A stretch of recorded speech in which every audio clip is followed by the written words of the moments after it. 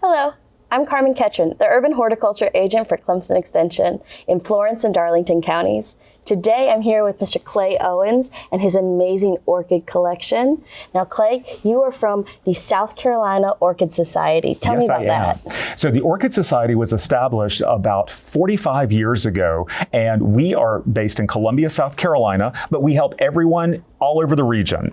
We have meetings once a month in Columbia, South Carolina. We have a website presence. We have Instagram and Facebook, and it's all there just to give information to anyone who wants to know more about where you can find orchids, how you can take care of orchids, and how you can learn a little bit more about the orchids you might already have. So excellent. We have an amazing assortment of things here. This is just the tip of the iceberg. This is showing you plants that came from both Carter and Holmes greenhouses in Newberry, South Carolina, which is one of the treasures here in South Carolina. And you guys visited there years ago with Making It Grow, and from our own greenhouses with our members as well.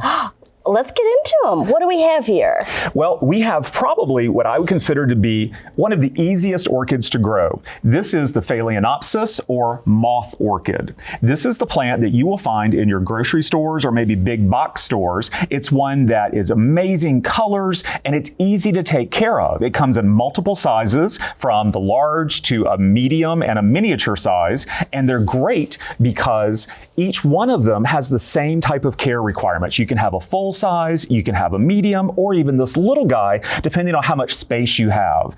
Each one of these likes the same things that you like. Doesn't want to be too hot or too cold, so anywhere between about 65 degrees to 80 degrees. It likes to have a breeze, just like we like to have a breeze. It doesn't like direct sunlight because it could burn, so indirect light. And for watering, it's pretty generous. You can water it anywhere between every 7 to 14 days, but the key is whenever it feels dry, that's when you want to water it, and it will rebloom for you year after year. So it's a wonderful investment and something that you can find almost everywhere.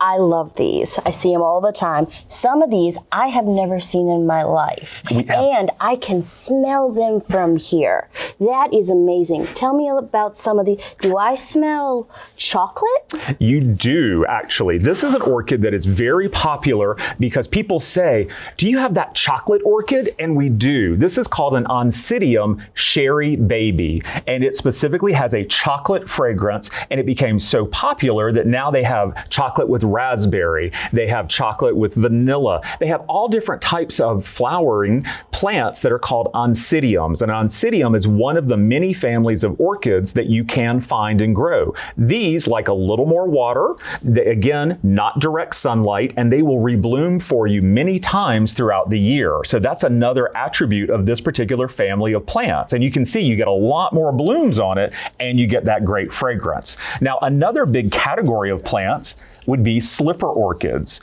A slipper orchid is technically called a Phragmipedium or a Paphiopedilum. This is an example of a Paphiopedilum. So this one, you can see the little slipper pouch right under here, and this one's very special because you can see another bud right here. That means it's called a sequential bloomer. It will bloom once, and when this bloom is finished, you have another one coming right behind it, ready to bloom again. This one also likes a little more wet conditions, less light, but probably once it starts blooming, it will keep going for you month after month after month. And these can be any size from about 4 to 6 inches up to 24 to 36 inches tall. So you have a wide array of plant sizes. Now, speaking of plant sizes, if you look down here, we have something very special. This is a miniature orchid. Now, when I say miniature, I mean teeny tiny little blooms.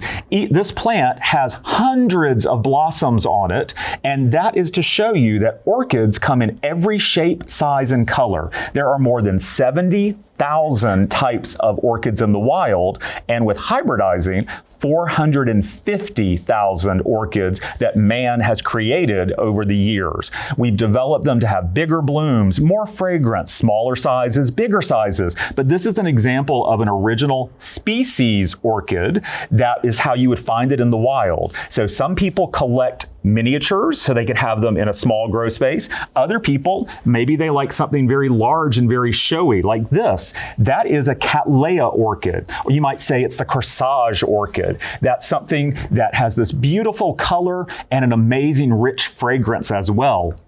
This particular one has a name that's called a labiata that's even better. And you can see why it might be called even better. Yes. This is an amazing plant, but by comparison, this is also a Cattleya as well. Look at the difference in size there. You have a giant plant like this, but then you have a little tiny plant like that one that gives you a windowsill growing. This is only about 6 to 8 inches tall, so that you can still have a beautiful large bloom. This one has a great amount of space and color, but you don't need all the space that you have for that plant. This is showing you that there is an orchid for everyone, and Cattleyas are very forgiving as well. They like more heat, more light, less water. So they're great for southern growers. I love that.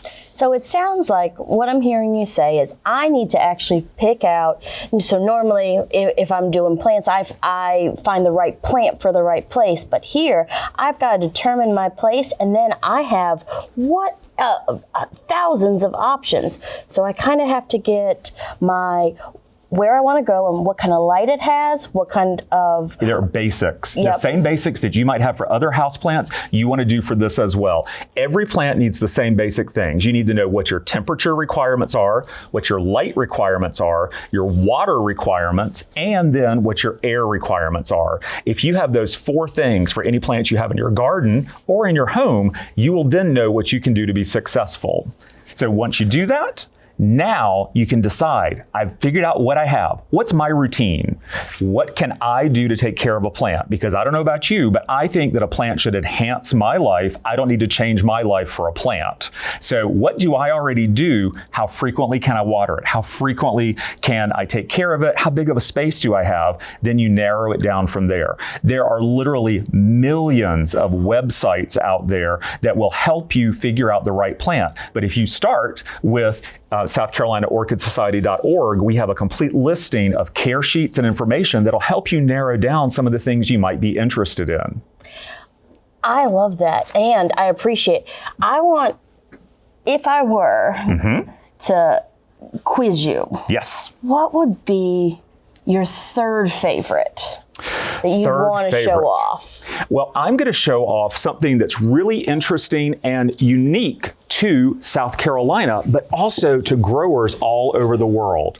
This particular plant is very unusual because it has this one really spectacular bloom, and that is a plant that was actually developed at Carter and Holmes Nurseries in Newberry. This particular one is called an Oncidium Mendenhall. This plant started a revolution because it has this very small base, but a huge, up to 36 inches tall spike, and then it will bloom for you. The great thing about it is it's another sequential bloomer. You get this amazing big butterfly shape. When this bloom ends, there's another bud right behind it ready to go. There are plants that have been in bloom literally for years because one bloom ends, another one starts, and it keeps going over and over again. And it all started in Newberry, South Carolina. So it's kind of an amazing plant that is world renowned, and it all started here. But it's a big showy plant that doesn't take up a lot of room until it starts to bloom. So it's a great story like that. Now, I will say, I kind of like the unusual and the odd things as well. So I would love to introduce you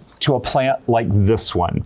I think it has a beautiful display. It's got multiple blooms on each spike, and if you get close up to it, you can see they're fuzzy and they're furry. They have little parts that bobble and move around, and it looks really interesting. It's called a bulbophyllum. That's one in a family of hundreds and hundreds of plants, but it's really unique because it grows like an ivy. It just covers the ground and it moves on, and you can divide it once it gets to a certain size.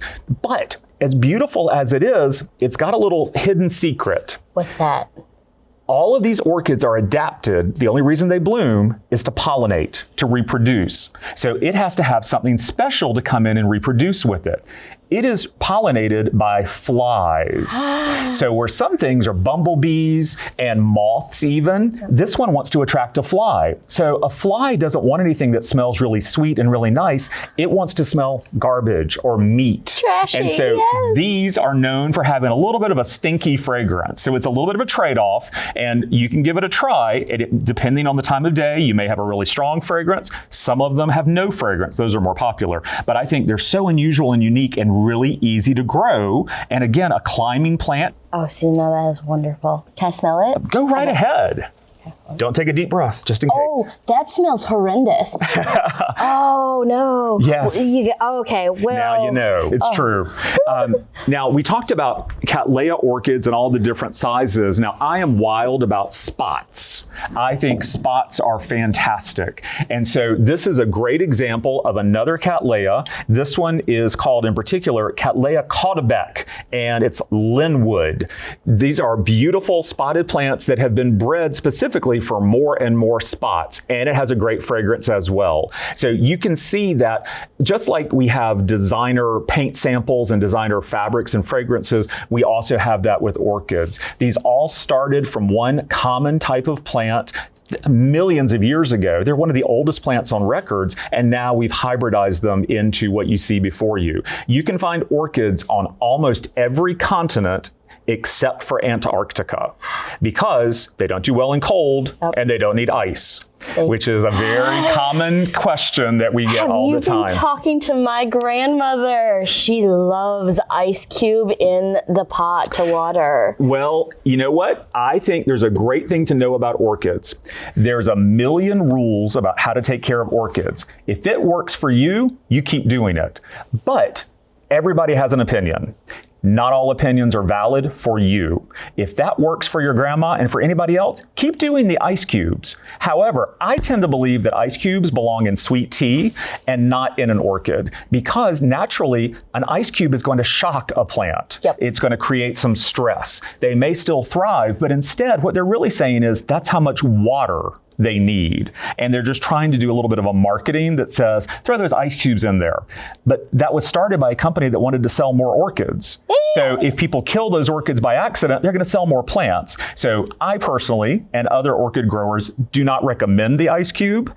But if that is what works for you, keep doing it. There is no one set of rules, because everybody grows plants in different conditions. Everybody has different lifestyles. So just keep an eye on your plant. If it's thriving, keep doing it. Don't change the rules of what works for you just because of somebody else's opinion. Well, thank you so much. This has been enlightening. I got new information. I'm so very excited.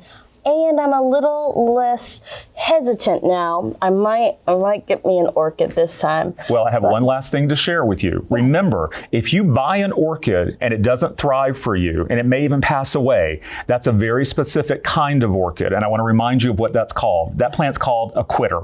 It's not you, it was the plant. Definitely the plant. You just try another one and read up a little bit more about it. And the South Carolina Orchid Society is here to help you make sure you're successful. Thank you, Clay. And where can we find more information about the South Carolina Orchid Society? You can go on the web at southcarolinaorchidsociety.org or South Carolina Orchid Society on Facebook and on Instagram. And of course, we have our meetings in Columbia on the third Sunday of every month. And you can find all the details on our speakers and our programs on the website. Thank you, Clay. Thank you so much for coming on today. Thank you.